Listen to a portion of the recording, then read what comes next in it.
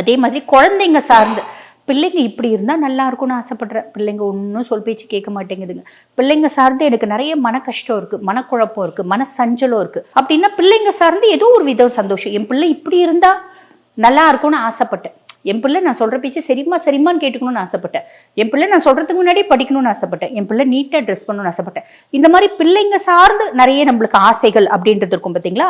இந்த மாதிரி அந்த 5ஆம் பாவம் தொடர்பான எத்தனையோ ஆசைகள் இருக்கு, பல ஆசைகள் இருக்கு அப்படின்னா அதுல சிலது நிறைவேறும். இது ஒரு பெரிய பிளஸ் இல்லைங்களா? அதுக்கடுத்து 6ஆம் பாவம் ருணரோக சத்ருஸ்தானம். 6ஆம் பாவம் அப்படின்றது கடன் சார்ந்த சில பிரச்சனைகள்ல இருந்து நிவர்த்தி ஆகணும் அப்படின்ற ஆசை. ஒன்றும் இல்லை, எனக்கு 10 லட்சம் ரூபாய் கடன் இருக்குப்பா, கடனே இல்லாமல் இருந்தால் நல்லா இருக்கும், அதில் ஒரு 5 லட்சம் ரூபாய் அடைச்சிட்டனா நல்லா இருக்கும்.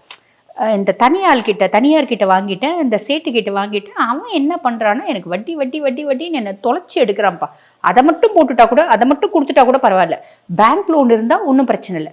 இப்படி நம்ம கடன் சார்ந்து நிறைய ஆசைகள் நம்மளுக்கு இருக்கு, ஏக்கங்கள் இருக்கு, துக்கங்கள் இருக்கு, துயரங்கள் இருக்கு, கஷ்டங்கள் இருக்கு அப்படின்னா அதுல சிலது நிறைவேறும்.